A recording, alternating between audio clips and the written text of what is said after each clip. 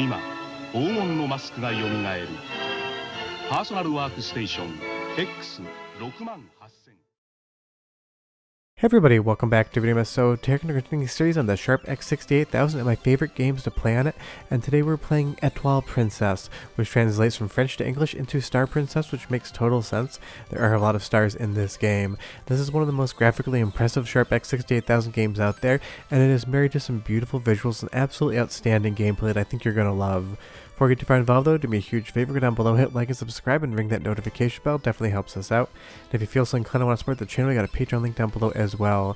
But this was one of the first games I played on the Sharp X68000 probably like 15 or so years ago, when I finally got emulation working for the hardware before MiSTer FPGA came around. I absolutely fell in love with the game back then, and while it is in Japanese and I cannot find any English translation anywhere, it is so worth playing even if the story doesn't make any sense.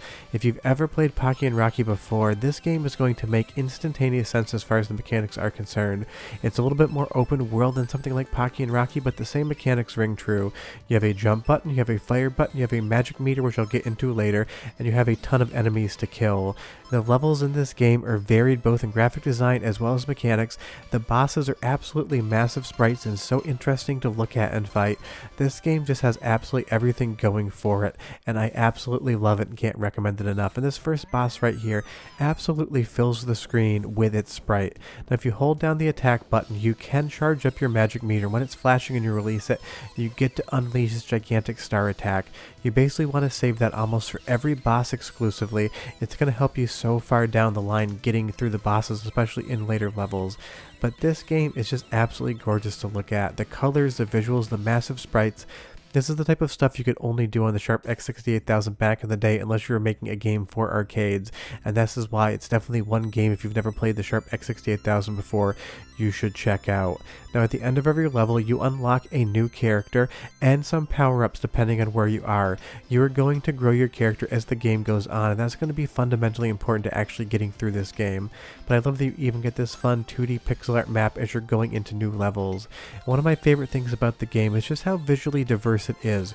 We start off in a forest that's very green, verdant, and colorful, and now we get into a city and we get more of those city drab colorways, the grays, the kind of bronzes. Every single level has new enemies to show you, new environments to show you, and it still has that same core gameplay mechanic hook that you're absolutely going to get engrossed in, and there are some light puzzle elements as well as you navigate around the areas. You'll see here that this bridge is up and we need to lower it. There's going to be 2 drawbridge houses at each end of the map that you need to find and flip a switch if you want to progress further on into the level. It's never going to be so difficult even in Japanese that you don't understand what's being asked of you next, but it's going to be just challenging enough so it's not just blindly running forward, attacking enemies and moving on, and that's why this game feels extra special. It's the Pocky and Rocky formula except pushed a little bit further and a little bit different.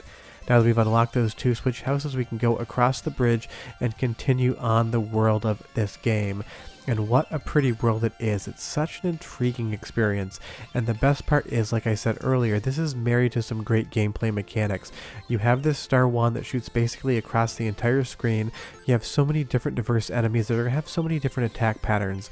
Like this wizard here, he's going to appear randomly and his fireballs are going to slightly home in on you. You need to make sure your screen placement is good and understand the patterns of every single enemy. You're going to learn a lot as you play this game, and as you understand each enemy's patterns, you're going to get a ton better at it. But really the biggest takeaway on a game like this is just how good the bosses are, and I will be showing some more to you very shortly. But this is just one of the games that's so synonymous with the X68000. This was developed by Exact, and we've already shown them on this series once, and I'm sure they'll be showing up again. But if you Google the best X68000 games of all time, this is definitely going to show up on every single list. If you don't see it on that list, you should not trust that list. It is that good.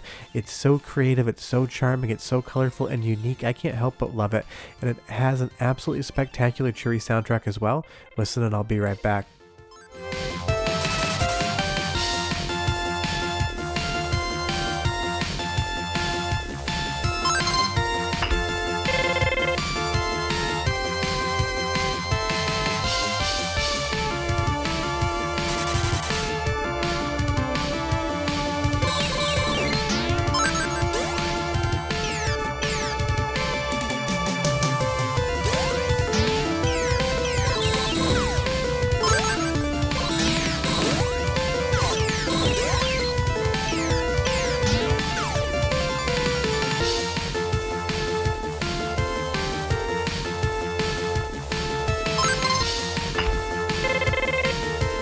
The internal sound hardware on the X68000 was no slouch, and the soundtrack to this game sounds absolutely spectacular coming out of that hardware. As we move into this church here, this is probably my favorite boss in the entire game. It's somehow both cheery and creepy at the same time, and it has some Grim Fandango, Manny Calavera vibes. It is a giant floating skull. But when I said earlier, save your magic attacks for the bosses, I mean it. I have 3 saved up magic attacks right now, and I'm going to pop all 3 of them off in rapid succession. And I love this pseudo-transparency as well, where the skull goes invisible, but it still distorts the sprites behind it. If you use the 3 magic attacks wisely, you can get the boss's health bar almost down below 25%, and then you can just use your standard star attack as you move along. But all of that sprite rotation right there, the detail and character in that skull, it says nothing and does nothing other than spin around, but you can totally just read a vibe coming off of it. The artist at Exact knew how to use the Sharp X68000 almost better than any other developer, and it just 100% shows in this game. And now that you'll see that we've gotten through the second level and beaten the second boss, we're going to unlock another character here within the game. And we're also going to get a health point up. You're going to see that that health bar is going to grow ever so slightly. This is going to be crucial moving forward because you only have so much health, but you do have a decent continue system, but you really want to upgrade your character as much as you can.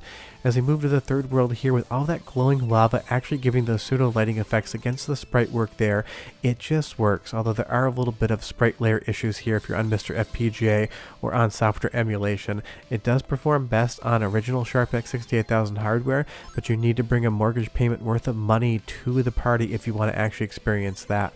But it's a small price to pay, some slight sprite overlay issues, to get something as charming as this, and even the intro here is just absolutely dripping and oozing with charm and flair and some of the best 2D pixel art that the system has to offer. This is one of those games where every single aspect of it is just a 10 out of 10. The gameplay, the visuals, the art style, the colorways, the soundtrack, everything this game does, it does so incredibly well, and it is married to one of the most fun games on the platform. You can't help but love a game like this. But leave me a comment down below and tell me, did you know this game existed? Have you ever played it? And now that you've seen it in motion, if you haven't played it, do you plan on doing so? Because it is one of the titles on this playlist.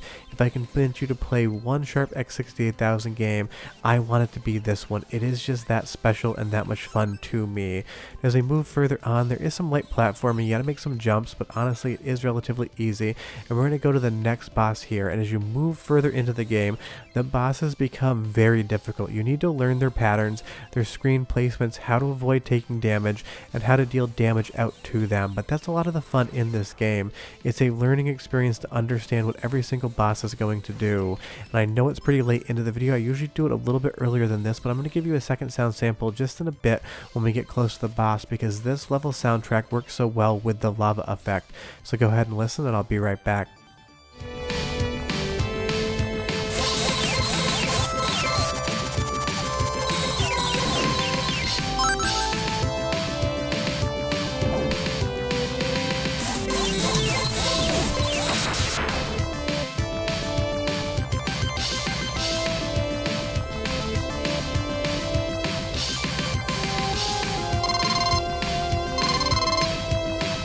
There's something about the beat of that music with the undulating pattern of the lava that just seems to match up to me, and it is so good.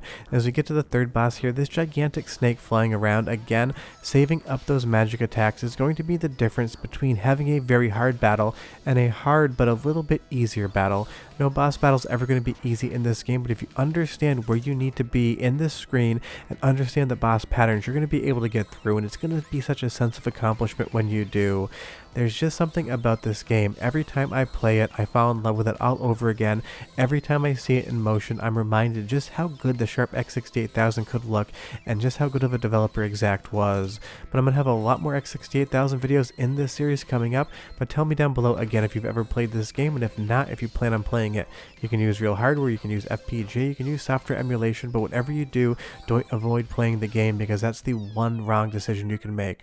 After that, we're done and we're dead, and I'll see you next time. Bye-bye.